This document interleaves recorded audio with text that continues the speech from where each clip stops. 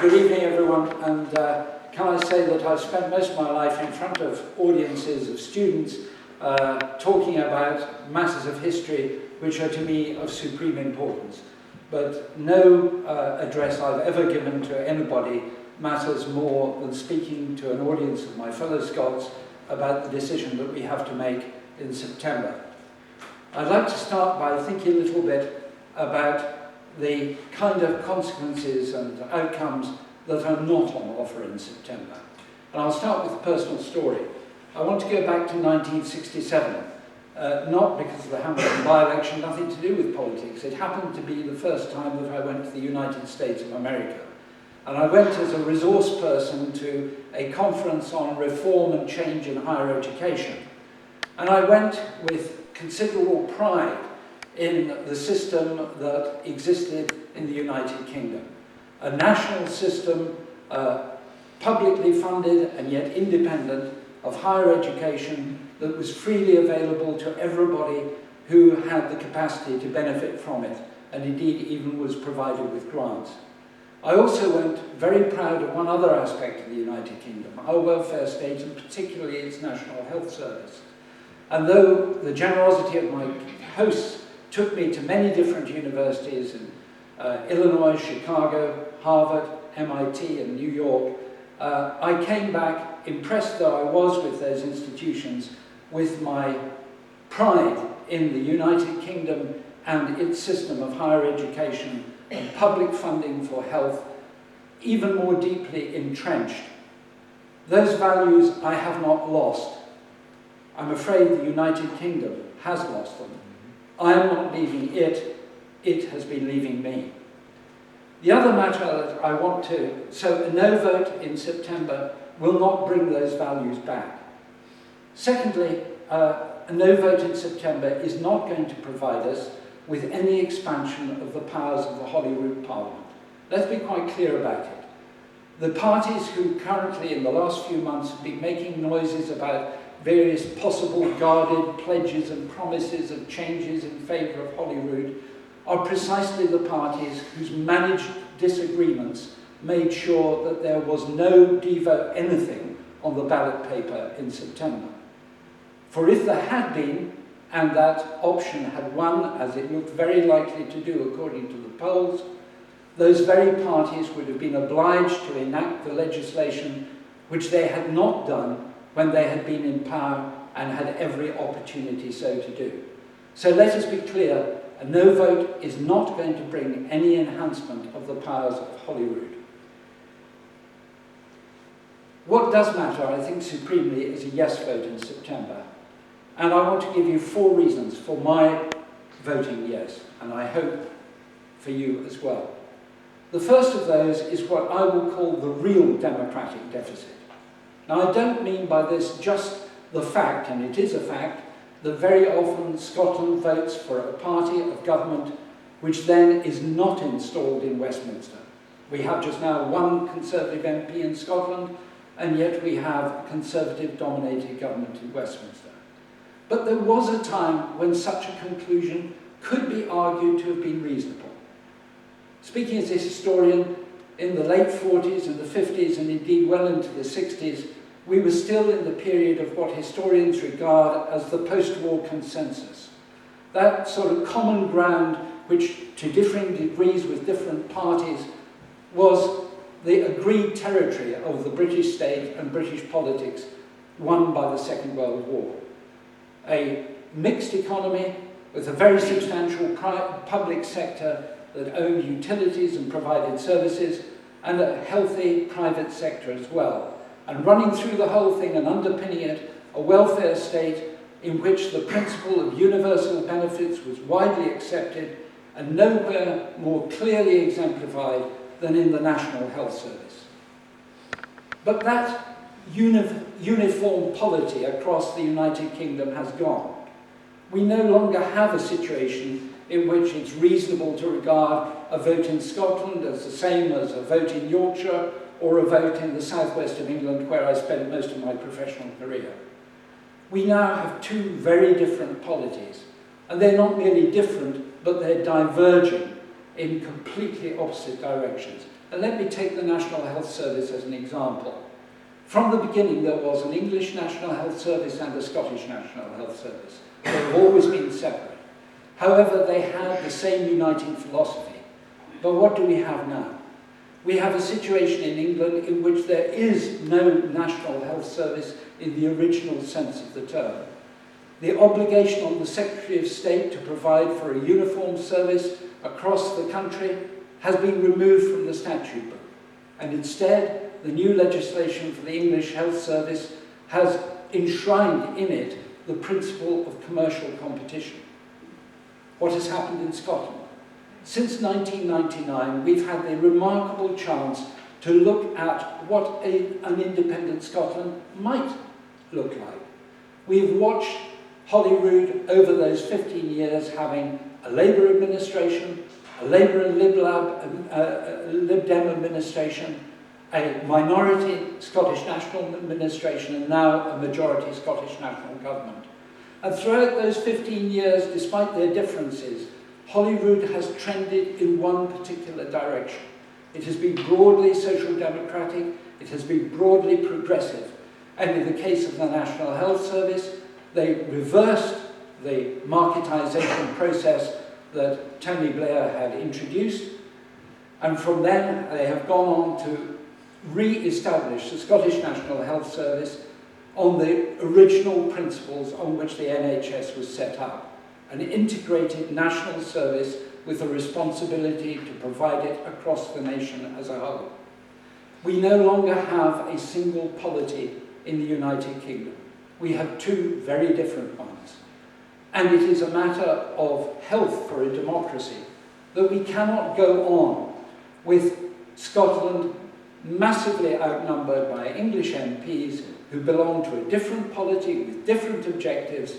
The only way forward for us as a democratic community is to have our own government. And that means a yes vote in September and progress to independence. I want to come to my second reason for voting yes, and that is the management and control of our natural resources. For more than 40 years, we've watched Westminster governments squander the revenues from North Sea oil and gas on a variety of short-term objectives. In the entire world, there are only two oil-rich countries which do not have a sovereign oil fund. One is the pitiful state of Iraq. The other is Scotland. And that is a scandal that must come to an end. The money was wasted by Labour governments on correcting budgetary errors and by the Tory governments in the 1980s. Don't believe me, read Alan Clark's diaries where he says quite plainly they could not have afforded the cheap privatisation of national public utilities if it had not been for the revenues from the North Sea. So I want to see our revenues from oil and gas employed for the benefit of the society and the people of Scotland. And make no mistake about it, this is not about 40 or 50 years, which was last year's estimates of the longevity of the resources in the North Sea. It's much, much more than that. It's the Scottish Atlantic margin. The last major report on that simply said the largest oil field in the world is west of Lewis. And just a couple of weeks ago, the Lancaster well that was brought in just to the west of Shetland showed that that is no longer a technically impossible area. It will be the area of future development, and we're talking about decades of supplies there. And that brings us down further to the west coast and the Clyde Firth, areas which at the moment we cannot investigate and exploit because of Trident. So our resources in oil and gas is something that we need to have deployed for the reindustrialising and the redevelopment of Scotland, and not to fritter away on Westminster short-termism. That takes me to my third reason for voting yes. I want to see an end of pointless expenditure, extravagant expenditure that brings no good to Scotland. Let's take a non-military example for a start. What about the £4.7 billion at current estimates that Scotland will have to pay towards that high-speed train which may eventually reach Leeds in 2030. There are no plans for it coming anywhere near Scotland. But worse even than that is the over £1 billion a year that we will be paying for more than a decade, again at current estimates, for the replacement and redevelopment of the Trident nuclear missile programme. This is not only a ludicrous weapon, which has got nothing to do with the threats which we actually face from international terrorism, it is also an immoral weapon, it is also hideously expensive, and it happens to make my home city, because despite the noise I make, I'm actually Glaswegian born and bred. I just happen to have acting parents. I ask you for sympathy for a moment. I sounded like this, and my first name is Nigel, and I grew up in Glasgow and went to school in the Gorbals. No, the issue of the nuclear programme at Faslane and Coolport is something I feel particularly warmly about, for it has made my native city and approximately a quarter of the urban population of Scotland into the largest nuclear target in Western Europe. It is high time that was ended, and with it, its disastrous response.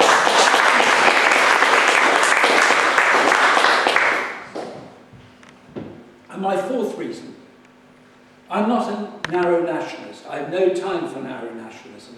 I'm an internationalist. I believe powerfully in our place in the world, and particularly our place in the continent of Europe, the continent whose culture we have always belonged to. I want to see us in Europe. That is why I'm voting yes, because only by voting yes will we know that we will remain within the EU. If you want the details on this, I'm happy to give you more of them, but the professor of EU constitutional law at Oxford University, Shona Douglas-Scott, who's an Edinburgh woman originally, published an article just 2 weeks ago making it perfectly clear that what will happen in the 18-month period after the referendum is a negotiation which will result in a process which is called internal enlargement under Article 48 of the treaty. She is the author of the standard work on EU constitutional law, which is currently just going into yet another edition. Put aside any thoughts that we are leaving the EU. Our only chance of leaving the EU is if there is a no vote and we face the danger of being dragged out of the European Union by the Eurosceptic and Europhobe votes that are steadily accumulating in England and which will have their effect in the referendum in 2017. So for all these reasons, I want us to vote yes. I want us to have, at last, a democratic government which deals with the affairs of Scotland, for the people of Scotland, and with the resources of Scotland. At the moment, Holyrood receives just 7.9% of the revenue which this country actually raises. After the implementation of the Scotland Act, that is going to rise to a staggering nearly 15%. It is high time that we controlled the full extent of our resources. And not only financial ones, not only oil and gas, but also making use of the huge potential which we have as a country, as people. Let's just remember that a few weeks ago, an international report was published on the different qualities of education around the world. Scotland is the most highly educated country in the whole of Europe, bar none. It is in fact the third most educated country in the entire world. We have the resources, we have the people.